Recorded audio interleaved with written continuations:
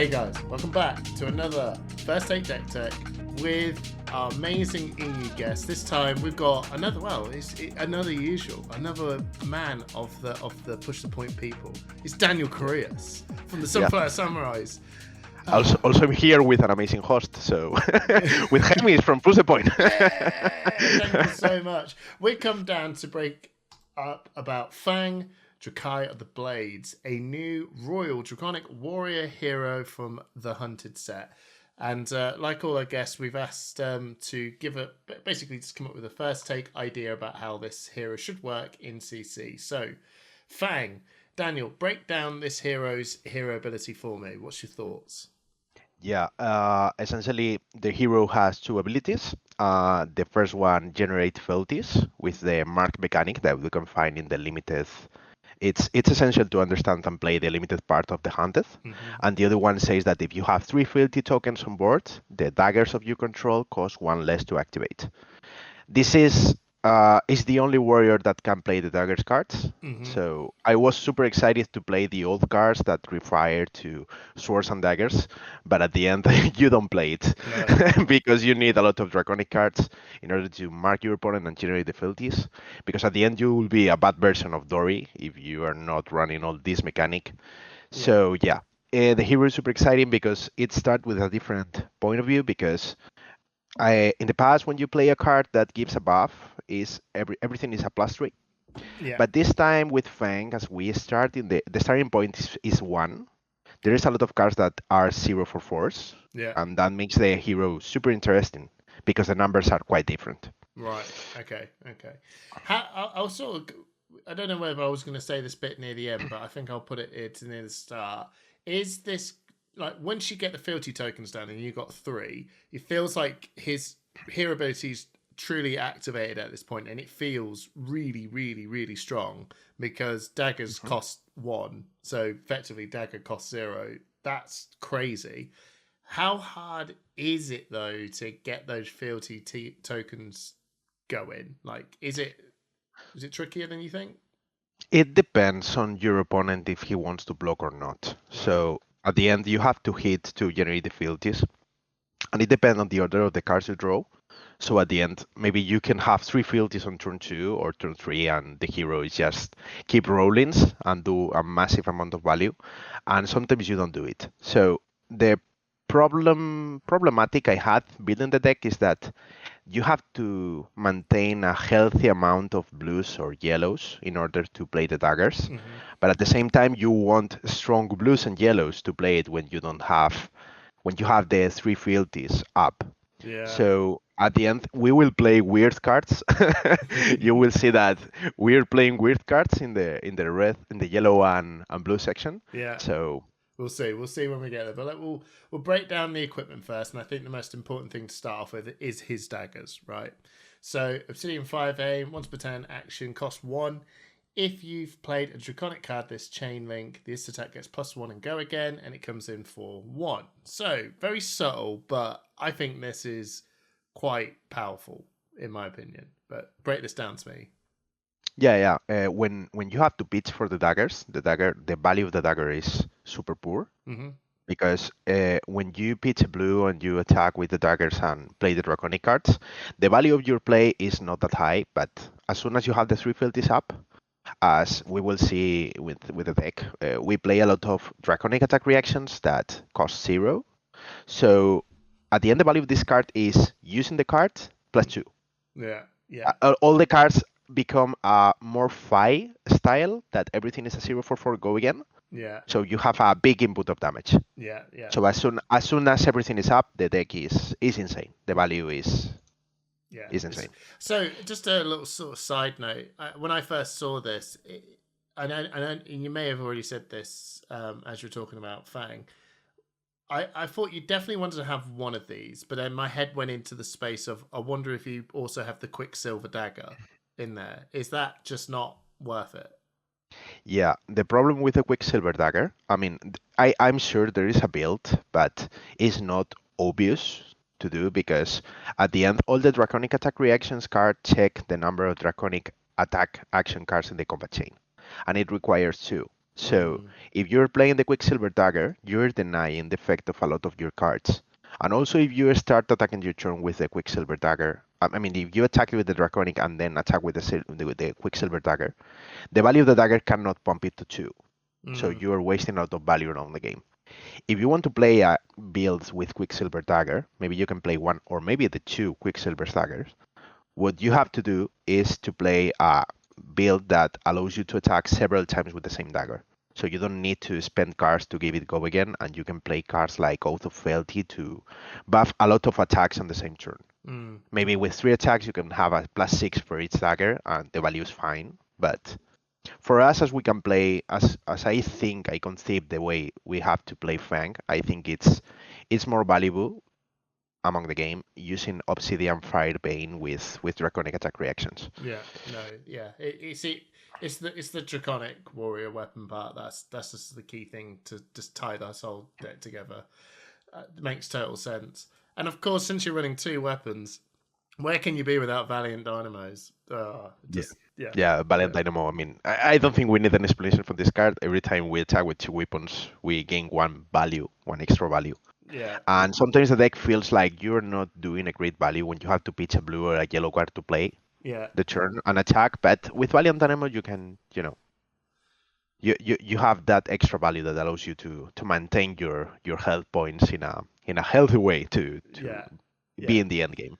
Valiant Dynamo's being real good as usual. And we'll go over to Brave Forge Bracers, which is, I feel like as well, this feels like a card that should slot in really, really nicely because, again, once you attack him with a weapon again, it's just, especially when they're free as well, just getting that one more value out of it.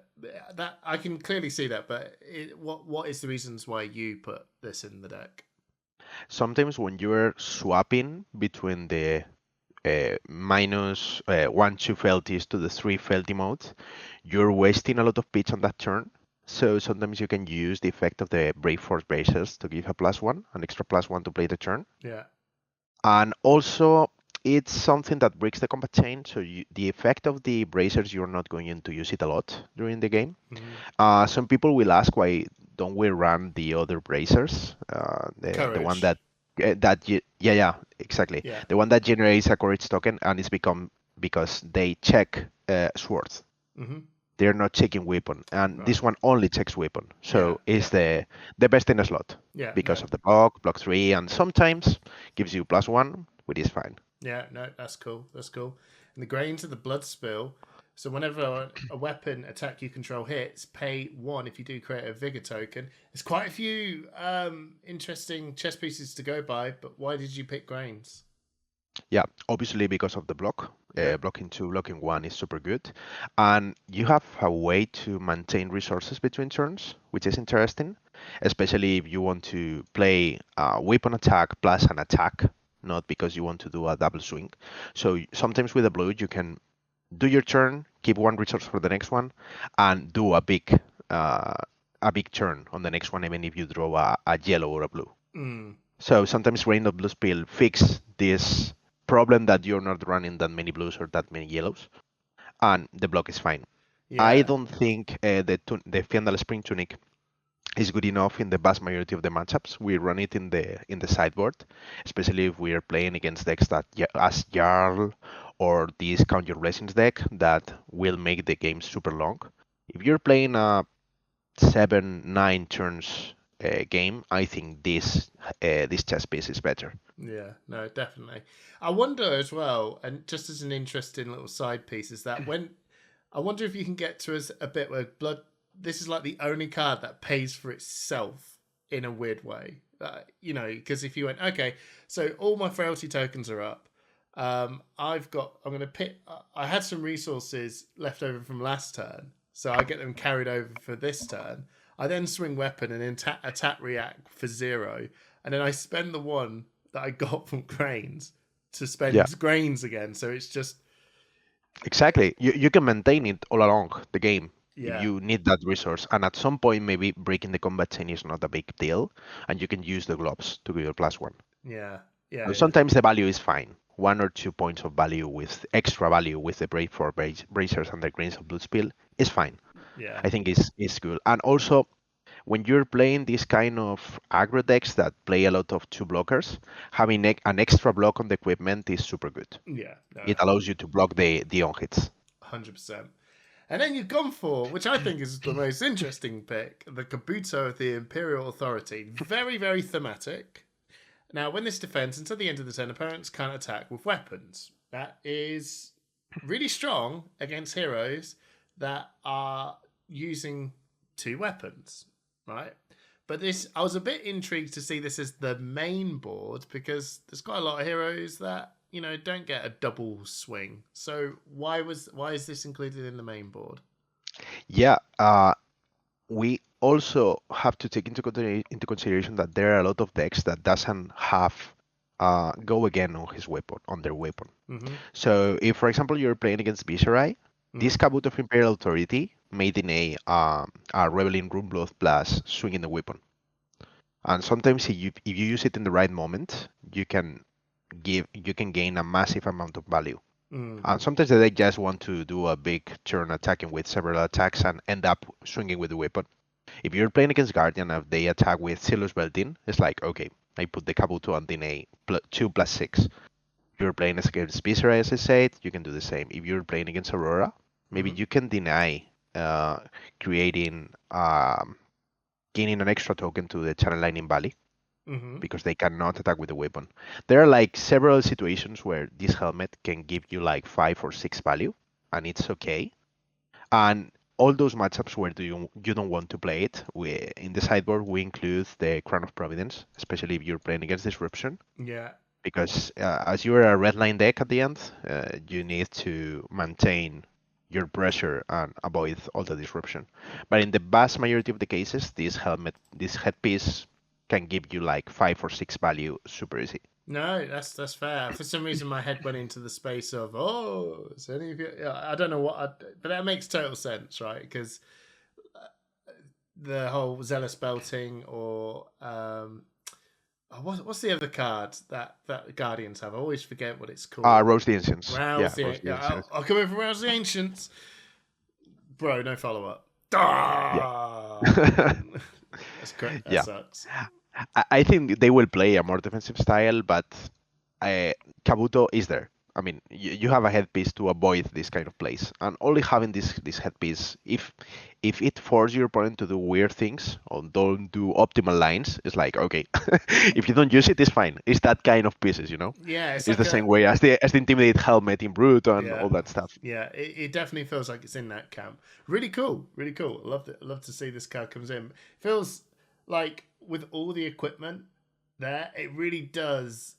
Maybe the Grains of Blood spill feels very Kasai, but all the equipment feels like Fang would wear this. Like, do you know what I mean? It's really nice, and I know it seems it doesn't really matter because it's all competitive, but it is kind of nice when you see a hero wearing equipment that you think they would wear, rather than seeing Rhino wearing a tunic, where it just feels like this. Okay, I mean, this functionally works, but it doesn't look like he would wear it, but looks like Fang would wear all this, so that's really cool. Let's get on with the deck. I'm trying to think where to start. Daniel, where would the core part of this actually start? Is it attack reactions or...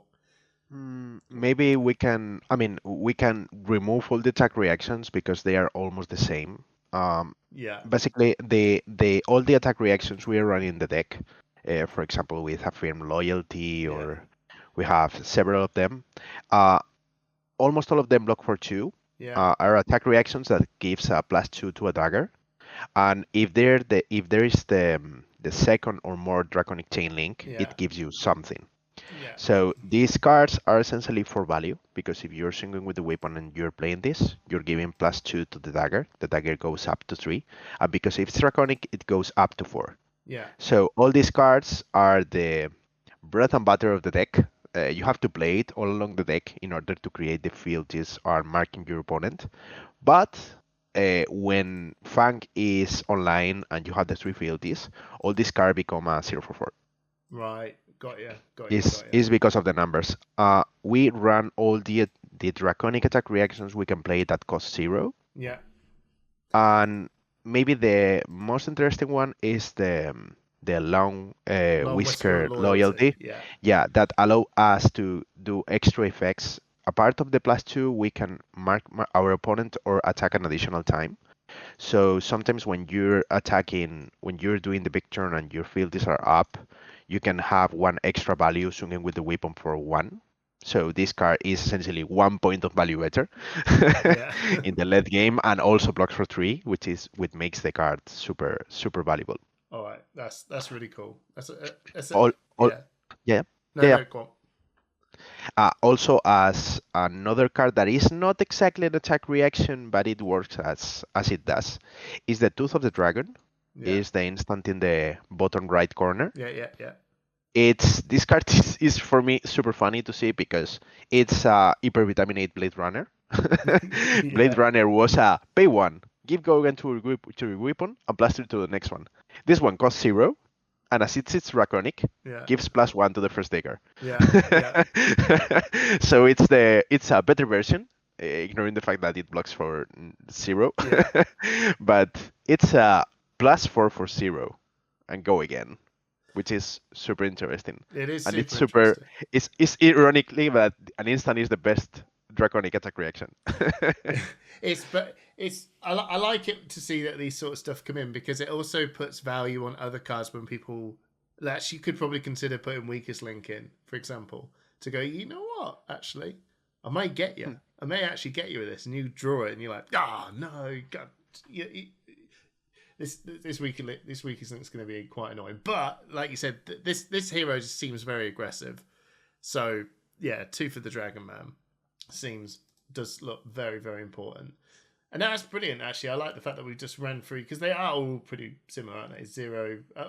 In fact, though, you got the Imperial Intent, though. That costs 1, but it costs 1 less to play for each straight. So it's almost the same, isn't it? Is 0. And also, Blistering Blade is the one that if you control 2 or more Draconic Chain Links, it gets an extra +1. It goes for 3. So the value of playing it on the second dagger is 4, essentially, because you're pumping it to 5.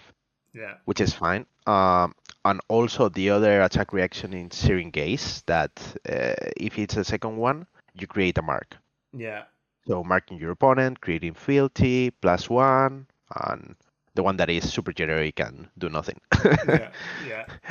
Those are almost all of them. The instant and the majestic one. Yeah, no, that's awesome. Okay, so what I think we'll do then is to go for the... we'll talk about some of the non-attack action cards. I guess they're effectively the warrior pump cards, aren't they? You pump up the next attack, and away we go. And we'll start off with the cut from the same cloth. Yeah, this card is a +4 for 0 go again, which the value is awesome, and also have a super powerful effect that your opponent reveals your hand. With that effect, the card would be super. the card would be a 10 over 10. But it also marks if your opponent has attack reactions. And in this meta, we have a lot of decks that use attack reactions. Also the warriors, but also the assassins. So there is it's a real deal to mark your opponent and give +4, and makes this card awesome in numbers. Yeah, no, it. When I first saw it, I was a bit like 0 for 4. What the? Well, that seems a little bit much. Blocks for 2 though, but you're aggressive deck. Who cares, right? Let's just go. Yeah, let's go. Also knowing the information of your opponent's hand allows you to play better. In your turn, if you're playing against that deck that has disruption, and your opponent is new and she has prognosis but doesn't have just an egg, you can play around it super easy because you have equipment. So taking the best decision when you are an aggro deck is super key. And super strong. No, 100%. We'll go for the Savor Bloodshed. I think that's the next non-attack action card. So 0, your next dagger gets +4. The next time you hit a marked hero with a dagger this turn, draw a card, go again, block for 3. Okay, this card, it has no sense. +4, draw 1, go again. What the heck is happening with this card? When you have ways to mark your opponent with the attack reactions, and then you have this, the card is insane. And also, is different to the other pumps, because it says +4 to the next dagger. The next time you hit is not when the dagger hits, do something. That's really that's the little bit I think people will forget. They think, oh, it's this attack. No, the next time. Oh, so it's like so it's basically Plunder Run. Yeah, and also remember that you are a deck with a lot of attack reactions, so it's almost impossible for your opponent to block two attacks. Only if they have attack reactions, defense reactions, sorry, they can play around it. Yeah. But in the vast majority of the cases, if your opponent starts the turn with a mark and you play this, you're going to draw one card. Yeah. And you're a red line deck. Yeah. So you are going to end up with one card in your arsenal, and you're gaining +4 and one card in the arsenal that in the future will be another +4. So this card can be easily a +8.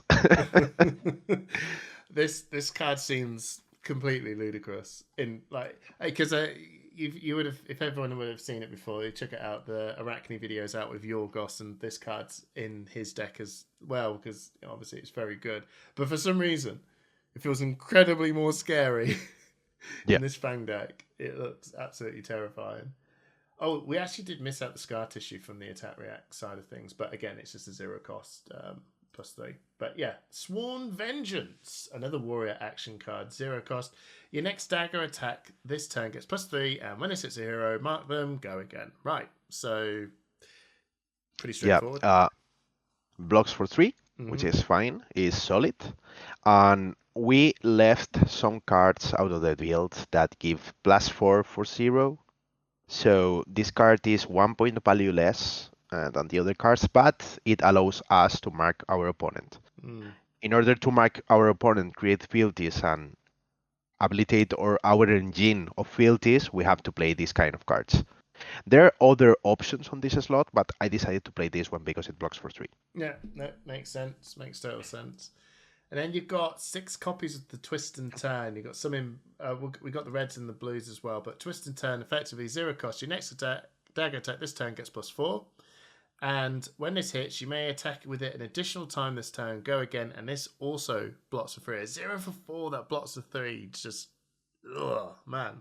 Yeah, it's good. And also, it's not only a 0 for 4. It may also be a 1 for 5. Because if you're giving +4 and you're giving go again to the dagger, only even if you don't have an attack, draconic attack reaction, you're taking 1 additional damage. Yeah. So sometimes when you have a blue or fealties are up, the value of this card may be even higher. It's a 0 for 4, 0 for 5, or 1 for 5. The card is super insane in numbers, and we run it in blue because a blue that gives a virtual +3 is fine. Because if you are playing the blue, that means that you are with all the fealties up. If not, you're pitching it. So +3 blue, it's fine. Yeah, no, that's really cool. And then I think I do believe then we have the attacks and the special legendary card if you want to talk about it. So we'll do the we'll do the special legendary card. I think we'll do that last. We'll do the attacks because that special legendary card feels like it's a bit of the payoff, I suppose, of all of it. So the attack's quite simple, really. Blaze Headlong, 0 for 4. If you played another red, this gets go again. Yep. Yeah, it's super simple. As a trick, how can you maximize the effect of this card? If you play an attack action card that gives you +3 or +4, you can, as you have played that draconic card, you can attack with Blazing Headlong, and then the first dagger attack will be the second draconic attack on the chain link. So all the attack reactions will be enabled in the maximum if all the text is at full, because it's the second draconic chain link. Yeah. So you can create fealties or create marks or have extra value of the cards. No, So you just don't let your dagger be the first chain link. Let Blaze Headlong be the first one, and I suppose really you've got to pop a fealty to make the cut from the same cloth or Save a Bloodshed and Sworn Vengeance. You've got to be spending fealty to get that, but that's fine. Sometimes you do, Sometimes you do. In the end game, as you are creating a lot of fealties, you can do that stuff to generate extra value. Yeah. Awesome. The other attack I can see here as well is Oath of Loyalty. This card feels really, really, really good. So you have to play this first. which makes sense because it's a 0 for 4 go again. And until the end of the turn, you can only play Draconic cards. That's it. That's his payoff for a 0 for 4 go again with 3 block. That's, you know, it's very, very, very hard to get a 0 for 4 go again that blocks the 3 because the value's insane. But the pet, you have to. This has to be first, and everything coming forward has to be Draconic. But who cares? Because everything's going to pretty much be Draconic. So Yeah, and the rest of the cards, there are only 12 cards that are not Draconic. So even if you play, if you are reasonable, holding the cards in your arsenal, Oath of Loyalty, the payoff for not playing, I mean the problem of not playing Draconic cards is completely void. Because maybe you don't play a +3 or a +4 this turn, but you will play it later. yeah. So the card is super solid in the deck. Yeah, no. It's pure number. It's pure number, and also it's a Draconic card, so it works as the way that in the same way as Blazing Headlong. Yeah, O for Loyalty into Blaze Headlong into Daggers go silly. Now, yeah, 100%. And then you got for the Jakai 0 for 4. When this attacks a marked hero, create a fealty token box with 3. Seems like it just seems like just a solid ender or a closer to the end of the chain link. Sometimes you create the fealty. I mean the mark. Sorry, you create the mark on the second attack. If you're playing reactions as Searing Gaze, you're creating that mark on the second attack. So ending up with for the Jakai means that you're creating a fealty instantly, and if it hits, you can create the third fealty and start the next turn with the ability hero online. Yeah. This is the reason why sometimes you're getting online super fast. For the Jakai allows us to do that. Yeah, no, 100%. It does. I looked at this card when I did my pre-release this weekend and just went, well, this just feels like you need to have 3 copies of this in the hero because it's definitely one of those like, what was the card for Dromai? It was the one that if it hits makes an Ashwing. Yeah, I don't remember the name now. I know. Dust Up? Dust Up. Yeah, Dust Up. Was it Dust Up? I don't. Yeah, but you know that card is just in this bracket where you go, oh my god, not this one. It's like the Snatch. You're like, for goodness sake, please, because double up on fealty with this just seems crazy, man. And it's, as I said, if you get online with the fealties all the game during 4, 5, 6 turns, if you have the 3 fealties and you're doing all the stuff, you can use the red, the blue and yellow cards to block, and the value just explodes. Everything is 0 for 4 or block 3. That is cool. And you can use it as an ender also. Yes. You can attack with the weapon plus 2 and dagger pops. Attack with the dagger, give the buff, and end up with for the Jakai. And the turn is okay. Yeah. It's an average ninja turn. So 12 value with reactions is fine. Yeah. And then I think that is it for the attacks, just those 3 for the main board. And then I suppose really as well, I am going to save the Fires and Brimstone to last.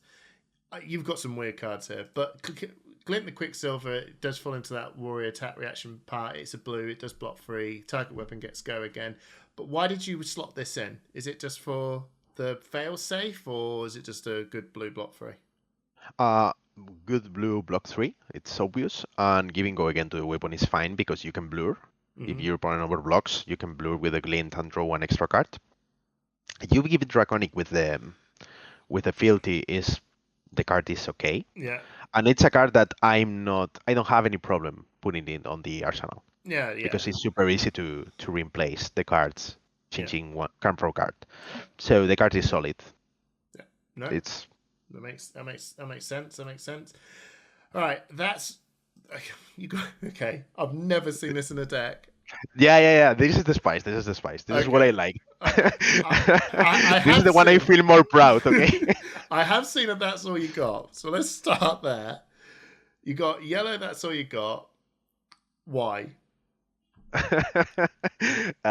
You need yellows and blues to play the first turns. Yeah. It's a card that you don't have any problem putting it on the arsenal. Yeah. It's good in a meta where there's a lot of attack reactions. Yeah. And also, it's an easy way to block the daggers against assassin. Yeah. As I expect a lot of people playing assassin, you can play this even in your main board. Mm. So I'm just mixing two slots in one. I'm using the slot of a blue or a yellow, and I'm putting a meta card, especially for the meta. I think that will be on tournaments and these weeks of testing as the hunted is out.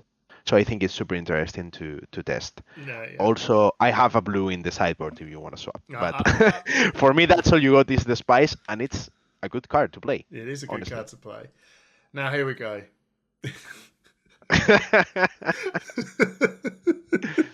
I have seen one blue sink below back in Mistveil days where I seen it and everyone went blue sink, memes, yellow sink. Okay, Go. this has a reason. Okay. Yeah. If you're playing at the beginning of the game and you draw a hand with blues and yellows, this is a card that allows you to fix your hand. Right. It blocks 3, is yellow. Yeah.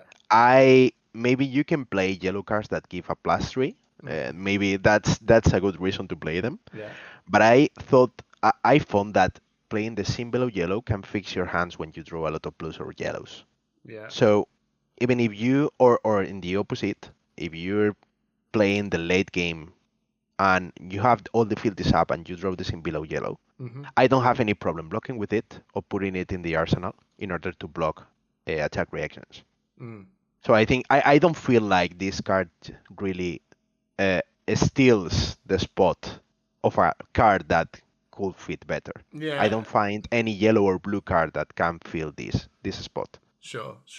So the yellow, even if you pitch to use it, you're fine later on. You're like, yeah, whatever. It's a hand fixer. I do get the principle of it. I am waiting for the comments, right? Please. But I love it. I also I love the thought process. I actually find it really interesting, and maybe we could just be seeing cards opened up in a completely different way. But I think it makes total sense with a hero that is just trying to get this fealty token generation up. You need to have some ground to work on, and that's what the yellows and blues are there for. Once you got it online, you're cooking on gas. I suppose, really, once you get it online, I think a lot of people might go, wouldn't you wish this was just a normal sink below? A red sink below, do you know what I mean? Yeah. Yeah. I'm running the red sink below on the sideboard because I think I will fix it. Technically, the main deck is 57 cards because there is also another blue card that we are running. It's on the sideboard. It's Cut Tip. Oh, okay. So you would put that in the main board. Yeah. I will put it on the main board. I didn't put it. Yeah. I will. I want to do this like super easy for people to play the deck if they want to play it on Talishar. Right. Cut the Deep is the other card that is a +2, 0 cost, blocks 3. Yeah. Solid card that allows us to have 15 pitch cards among the yellows and the blues. Yeah, no. So it just ties it all together neatly. Now, we've been dancing around this card for a little while. The Fire and Brimstone. Okay. Now, I'm probably bigging this up massively. And then you're going to turn around and say, it's okay. Right. But it feels like an ender. This feels like the... what's it? The blood in their hands, the Lumina Ascension turn. We're off we go. I find this card really, really, really weird. One, I don't like the fact there's only one copy. So I kept thinking, well, if there's only one copy, this must be strong, right? Yeah. But I don't feel the card to be like super broken as Lumina or Blood in Your Hands. No. I think they want to have control on the daggers because there is a lot of cards that give +4 and this sometimes may be problematic. And maybe as they release a lot of cards that are stances can break these cards because if you play Fire Brimstone and you have go again and you attack with your weapons like 10 times, the value of the card may be a problem. But I think the card is okay. Obviously, you have to play it. Obviously, the way to play the card is you can attack an additional time with your daggers, and all of them have +1. The way to play it is when you have the field is up. Yeah. And you have enough draconic attack reactions cards to pump all the daggers to 2 plus the effect of the draconic card. Yeah. But then the only thing I find quite bizarre with it is that in my head, I'm sitting there going, okay, what is the golden turn? Like a fairly okay golden turn. And that would be, well, Ophiloity or Blaze Headlong. Ophiloity into Blaze Headlong. My dagger comes in for 0. This Fire and Brimstone now costs nothing. So when I play this as an attack reaction, my first dagger has go again, and it comes in for 3. Now I can swing on my next dagger for 3. But now I've got to find another card to give this go again. So you've almost got to have 2 more attack reactions because you've got to play an attack reaction to get your second dagger hit a go again, and then you need to play again to get your third dagger hit to get go again, and then you can swing with the last dagger. It just feels a bit like, must be nice. Like, sure, you happen to have the most golden hand turn, but on the average, it just feels like it's really clunky. Yeah, it is, but it blocks 3, so you can play it, and it's like, I mean, I know this maybe sometimes looks like super ridiculous. Okay, it blocks 3. At the end, there is a lot of cards in the deck that blocks 2, and it's not a card that you want to play at any cost. Right. If you play it as the second attack and you swing 1 or 2 additional attacks, and the last attack goes for 2, it's fine. The value of the card is like 3 or 4 by itself, and the rest of the attack reactions give a +2. Yeah. No. So the card is okay. You don't have to maximize the effect, but if you attack an additional time and you give +1 to 3 daggers, the card is +4. Right. Essentially. Yeah. Which is fine. It's fine. But you need the filters up. If you don't have the filters up, the card has. It just makes me feel like, why I only have 1 copy of this? That's my only thing. And I know maybe that it's a design, like you said, it's a design thing in case they find other ways to give daggers. Yeah, but also think that it's problematic if you could stack 2 or 3 copies of this card, because it gives +1 and additional attacks with all the weapons. It's the same that happens with Lumina Ascension.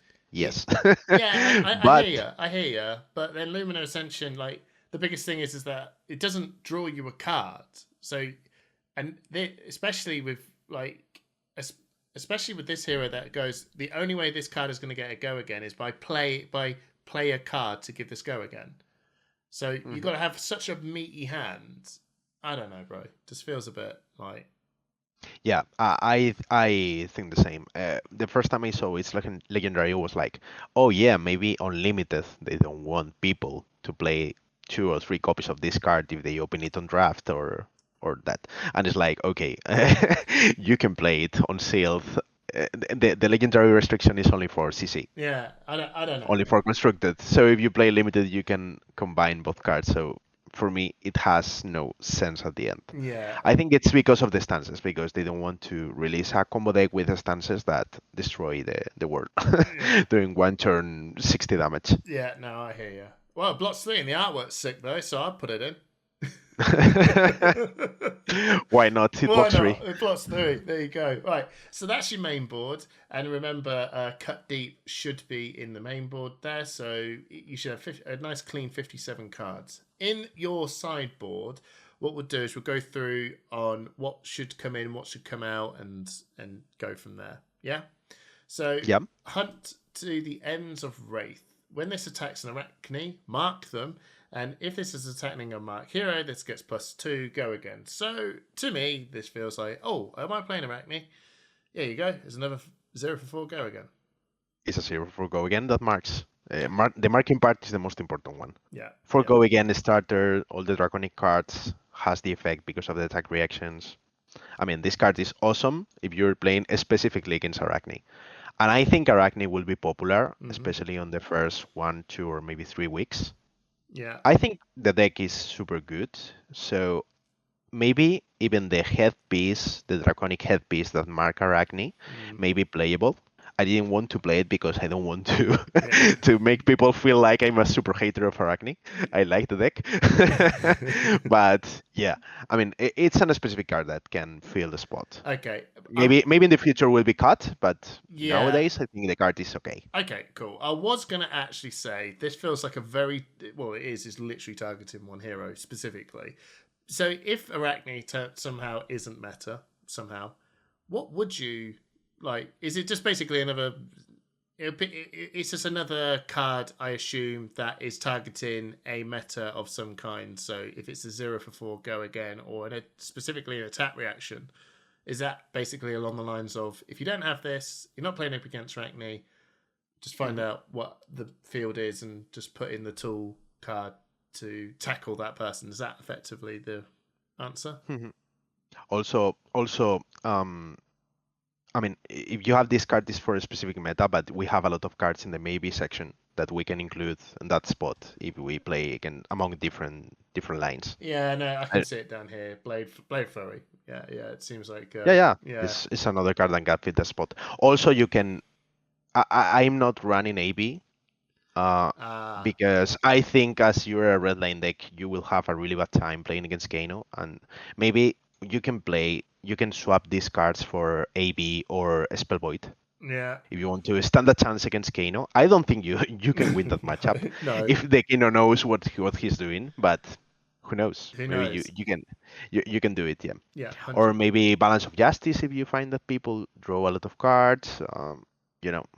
All the different reactions, all the stuff. Yeah. Yeah, no, that's cool. That's cool. But I love it. I love this. But Ratney should be popular, so that's why that's in the sideboard. Jagged Edge. Now, I'm probably not gonna. It's probably going to seem pretty obvious here, but Enigma is a little bit of a thing, right? So having something give it +3 and can't be prevented seems like a good deal. Yeah, it's a good deal. Also against Prism, because if they have an angel up on the board, you can attack them. They block with whatever, assuming that the angel is going to give them the full value of blocking 4, and you could use the Jade Edge and give a +3 and avoiding the +4 absorption, so it's a +7 for 1. The cost 1 makes the card a little bit clunky because we're not running that many blues. Yeah. So that's the reason why it's a specific target in Enigma. But sometimes when you're playing against those decks, you don't have an easy way to hit them and gather the mark and transform it into fealty. So you need these cards to, pump all the attacks and pass over the word. No, that makes sense. That's the reason why we are not running a lot of 1-cost cards, because we don't run a lot of blues. But let's see what we can do with this. I don't think this is enough. Maybe we should include more hate, more attacks with Go Again, Scars for a Scar, and things like that in order to play against Enigma. But this one, as a starting point, is okay. Yeah, that's cool. That's cool. Red Sink Below. When's this coming in? Block 4, Hand Fixer, same reason that the yellow Sink Below, but it doesn't pitch yellow, which makes the card obviously worse. No, I'm joking. Obviously, Sink Below red is the best option. Yeah. It's the default option. As we're running 57 cards, we will include Sink Below in all the matchups that we are not including the cards that are especially targeting the decks we want to beat. Okay, you got this brand new defense reaction coming out now. Oh my days! What was it called though? It's the new defense reaction, generic defense reaction. Yeah. I'm not running it because I don't want to make people feel like I cannot get this card for 70 or 80 euros. Okay. I mean, but if you do, you can play it, but if you do, it may be a good replacement for Sink Below. Yeah. I don't know if Sink Below red. I think that hat fixing is a big deal in this deck, because if you are not running that many blues at the beginning of the game, the Sink Below red can fix your hand and allows you to keep doing pressure. Yeah. The other card would be a way to target, especially Viserai. Because Viserai, as you're not running that many blues, and you at this point, I'm not running AB because I don't think you can beat Viserai because you cannot pitch on Viserai's turn. Yeah. But if you're running that card and you having extra blues, you have a way to deal with it, so you can include the AB. The card I just did a quick check. Shelter from the Storm, and get used to it, everyone, because we've just found our new probably the new CNC Warmongers Weakest Link card. That's going to be a go mad one. But if you don't have it, Sink Below. Sink Below is sick. Still very good. Still very, very good. Smoke Out. All right, another red defense reaction. When this defends a red card, mark the attacking hero. I mean, to me, that feels like pretty ideal. Yeah, if you're playing against ninjas or decks that are super redline and doesn't have that many on-hit effects that you want to block with Sim Below, Smoke Out is perfect. Yeah. I think the power of this card is super good, even in CC. When I played this card in the World Premiere in Prague, I was okay. This card is as good as I can play it on CC. So Yeah. it, I mean, it blocks 3 is not a big deal. We would like it to block 4 to have a one extra value, but allows us to go faster. If you're playing an aggro matchup, you want to mark your opponent as fast as possible and create the fealties in order to increase your value blocking with your blue or yellow cards. So this card is perfect. At the end, May allows you to have extra value. Yeah, even if you're getting a massive hand disruption turn, I can imagine just going, you know what, I'm going to smoke out. I'm going to keep just to keep it for the jakai. Just even if I got like blown out from my hand a bit, just to go, okay, you're marked. There you go. For the jakai, 0 for 4. I Arsenal. I get my fit. I'm continuing my fealty generating turn through just a two card like move because the chips were down sort of deal. I like that sort of play. And that play is awesome. If you block with a smoke out and then you attack with further Rokai, as you said, the value of that play is massive. Yeah. Because it's only a 0 for 7. Yeah. But you're creating a fealty, triggering another fealty. Yeah. And your opponent has to block a breakpoint of 4. Yeah, it's pretty. That's good. It's good value. And then you've got Warmonger's Diplomacy. I don't like this card for no reason whatsoever because I think this card is not very good. So you should take it out of your deck, right? Because not because I like Viscerai or anything like that. But all jokes aside, I can see why this card Viscerai's in the hot seat. This card is good. This is against Viscerai. Yeah, especially against Viscerai. I still conceive that Viscerai will be a tier A or tier S hero. Yeah. So I think you don't have to underestimate the power of Viscerai. As we're not running AB, we need ways to disrupt the other hero. We will use Warmonger and swap it for That's All You Got or Sim Below Yellow. you to still maintain the ratios of 15 cards. Yeah. But you want to use it with Go Again. As you can swing with the daggers, we can just keep one last card. As you're running attacks, maybe your opponent will say, okay, he's going to end up the turn with Fortress Rakai or Blazing Ketslong. He's going to put one card in the arsenal, and you can end up with Warmonger and break the turn. Yeah. As you have that many Go Again, the card, the way you can play the card is super oppressive for Rune Blades, especially. So I think and it blocks for 3, so it's an example. It's absolutely. And then we talked about Crown of Providence. If you feel like the Kabuto is, you're just not going to play up against a hero that's just going to get that sort of turn off. Yeah, swap it out for Crown. And then Tunic is for the long game. Yeah. Pretty much. Crown of Providence is there for assassins essentially, because if they attack with Leave No Witness or the stuff that destroy the arsenal, you have a way to avoid it. As you're a red line deck, you want to keep it the pressure. And if you're playing the Fiendal Sprint Tunic, it's because you're playing against a super long matchup with Count Your Blessings, with Ice because you're playing against Jarl, or all the deck that you sit down and say, okay, this is going to be a 12 turns game. I need the Fiendal Sprint Tunic. Also, it's a good fixer if you cannot create the fealties fast, if you cannot hit. So maybe it's also a good inclusion if you're playing against Enigma. Yeah, no, that's it's an enabler for Jiggy to give +3 and destroy all the auras. So just triggering the possibility of playing the attack reaction and destroy the board is enough to play it. 100%. I don't think I've ever seen a single deck that doesn't have this in their deck in some way, form or fashion. I've never seen Tunic never be him. And then check out I don't want to go through too much into the maybes. I basically think that you saying that the Jagged Edge and the Hunt to the Ends of Wraith, even Warmonger's Diplomacy could probably be in that camp as well. Those to me feel like here is a meta. These cards are tackling the current meta that we're seeing right now. As it progresses, here are some other cards that can replace that to deal with other metas that are coming to the forefront as you see fit. Yeah. Yeah. First of all, we have 4 cards that are 0/4s. Mm-hmm. That those are Blade Flurry, Cut Deep, Dice It, Yeah. and Slice and Dice. The reason why they are out of the deck is because those are the most difficult ones to play, or in the case of Cut Deep, it's super easy to play, but it doesn't give extra effects, such as we have in the deck that we look at your opponent's hand, we can attack an additional time, or we are marking. Maybe it's the one that can jump into the main board easier, but the other ones is like just a way to show the people that we have like a lot of 0/4s in the deck, and we can do the deck even rougher in that spot. If we want to remove the attacks, we can include these cards in order to be more consistent and increase the damage input of the weapons. Then we have 2 more attack reactions. Those are interesting. The first one is Dynastic Dedication.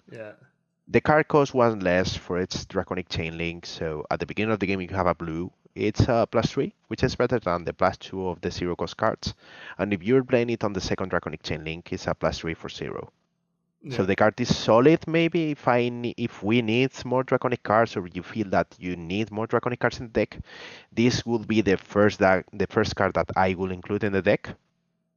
100% sure. If you want to modulate that ratios.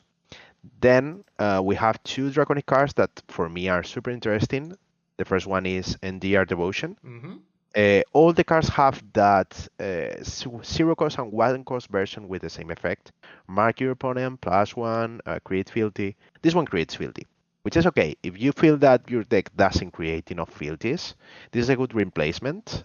Costing 1 and blocking 2 really hurts in my heart because it's a card that is not easy to play when you have all the fealties up. But if you are having 1 extra resource because of the tunic, or you are just, as we said, keeping that vigor rolling around the turns, and end up in 2 or 3 turns later, you have that extra resource and you can play this card, it's okay. It's a +3 for 1, and if you have blue at the beginning of the game, it allows you to have 1 extra fealty. No, that's fair. And then you got Pledge Fealty as well, which is, I imagine you're going to throw that in if you're just going to play it with people go, you're not hitting me. So, this card exists. I mean, I am not running it in the deck because it does block. The opportunity cost of playing it is high. If you play with the dagger, the value of the dagger is 2, but you're wasting 1 card, which is not good, because I think the way you want to approach the matchup is just play a normal game and at some point have the 3 fealties. You don't want to rush the 3 fealties. No. But if you perceive that you need in some matchups to generate fealties without interaction, if you're playing against Enigma, if you're playing against a super defensive deck with a lot of defense reactions, and you think your win condition needs to create 1 or 2 extra fealties during the game, maybe this card may be a good replacement if you want to include it in the main board or the sideboard. And because it's all about those long games, don't worry that it doesn't block because they're not attacking. Because they're blocking. And also, but allows you to be on the 3 fealties engine as fast as possible. Maybe you can do it on turn 0 and generate 1 fealty. This card has a high risk but also a high reward. And then your last one, Provoke. It's a pretty sick card. So this will be going in when? If you were to swap it out. This could be one of the blue cards that I will include in the deck. Also, not also because of the block, but also because of the effect. Because if you're running the tonic, if you're, at the beginning of the game and you're pitching blues and you have 2 blues, this is a good card you can play. Especially on the second dagger when the dagger is going for 1. You can use Provoke and change 1 card from your hand for 1 card of your opponent's hand.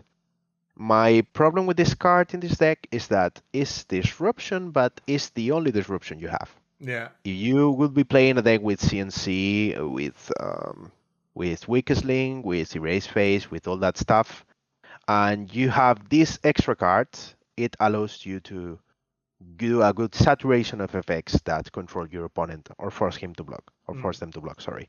But as you only run 1 copy of this card and it costs 1, I don't think that is good enough to be played in the deck at this point. but maybe in the future, if we play a build with more blues or more blue based, what you want to do with the blue cards in this deck is being. I want them to be useful on the side on the arsenal. Mm. I want them to not break on my hand if my opponent doesn't attack me.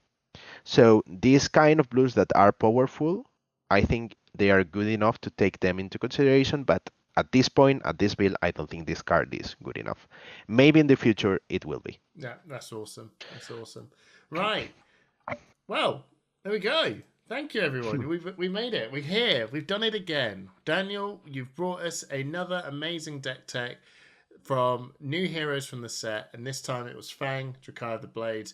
Before I sort of wrap this up and ask you to get you thanks, where do you see him in CC as your first sort of idea of him coming into the Road to National season? Good, bad, mid? I think it's something between an A or a B tier. Okay. The deck is good, but for me it feels a little bit random. At least I haven't found a way to consistently create all the fealties super fast. And sometimes in some games you just create all the 3 fealties on turn 6, turn 7. That is not enough, because at the beginning of the game when you're pitching blues you are wasting a lot of value during the game. You take it back when you create the fealties, but sometimes it's just too late. I don't really know how this deck works against disruption, because it seems like the kind of deck that can afford it super well when you have all the fealties up. But depending on the assassin and all the meta with fealties, with rangers, with that stuff, I don't think the deck is a good choice if those decks are strong. I think it has clear weakness. If you can make your opponent discard the blues because you're looking at it with Siren's Call or things like that, maybe at the beginning of the game it maybe feel a little bit clunky. Or maybe in the future if we have ice heroes. So yeah. On the other hand, if you have the fealties up soon, you are better than the other aggro decks. Yeah. So I think the ceiling is super high, but the floor is super low. So in other words, if you like this hero and you're going to go, right, let's see if I can get this done in, like, get my engine running in the first 4 turns, first 4-5 turns. Okay, we're good. If not, yeah, this is not for you. Yeah, this is not for you. Yeah, if you want a bit more than that, then yeah, that's just Okay, that's cool. That's really cool. We'll leave it there. Right. Any sort of shout outs you want to do before we end this? Yeah. Obviously, to my team from the Sunflower Samurai, you can follow us on Twitter.